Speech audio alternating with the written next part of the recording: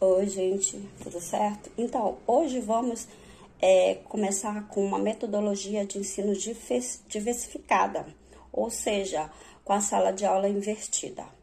Hoje vamos estar falando, explicando sobre a aula anterior, que foi o barroco literário no Brasil, tá?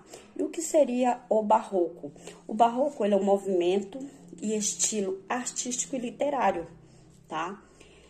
Ele que surgiu na Itália em meados do século XVI e perdurou até o final do século XVIII, tá? Mas ele não teve destaque somente na literatura, como vamos falar sobre alguns nomes que tiveram destaque nessa época, mas também ele teve destaque, muito destaque na escultura, na arquitetura, na pintura, na música, ok?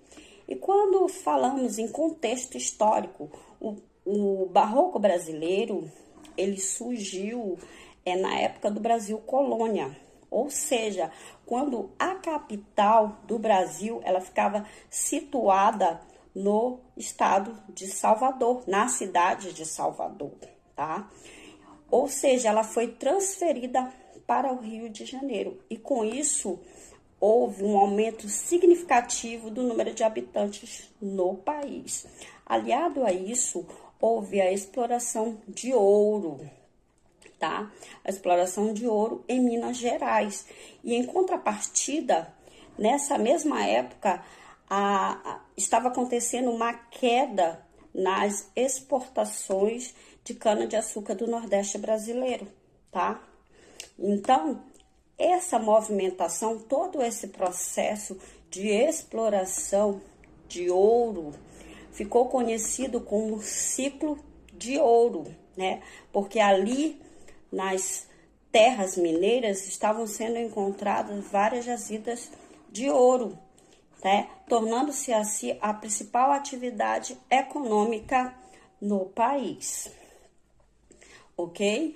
Agora, quando falamos em características do barroco no Brasil, podemos citar algumas características mais relevantes. Com elas podemos citar o dualismo, tá? Podemos citar o profano e o sagrado, ou seja, esse dualismo, quando eu falo, refere-se ao que é profano e o que é sagrado. O homem do barroco, ele tinha em sua mente as características relevantes ao barroco no Brasil, né? E quando falamos em principais autores, tá?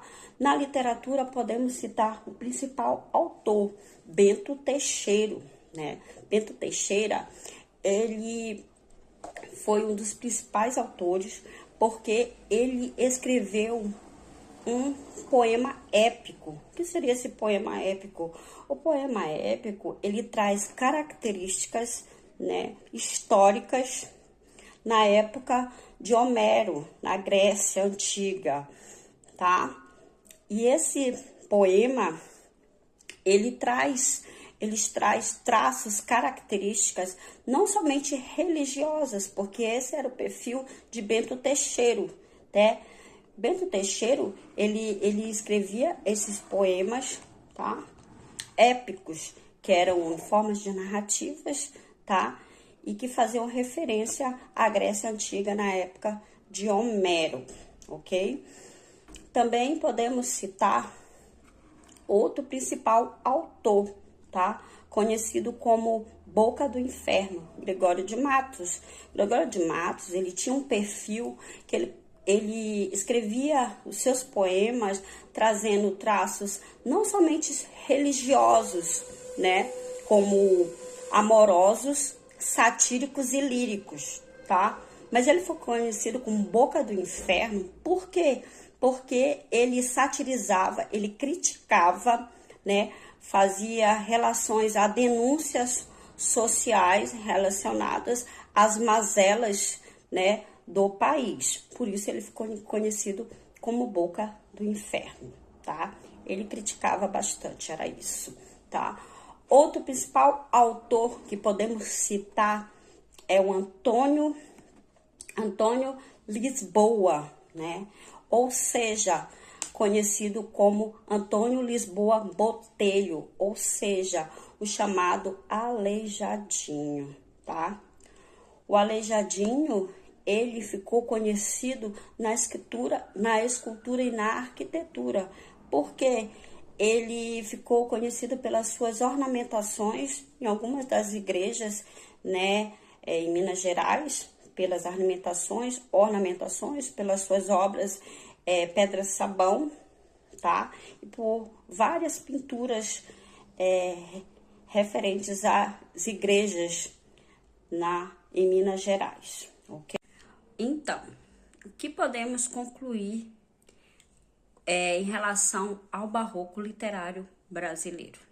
Concluímos que o barroco ele foi marcado pelo declínio da Igreja Católica diante da reforma religiosa, né? E pelos valores renascentistas, tá?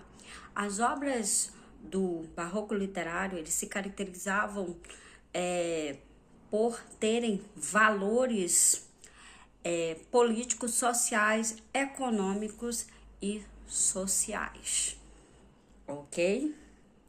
Uma boa tarde e até a próxima. Tchau, tchau.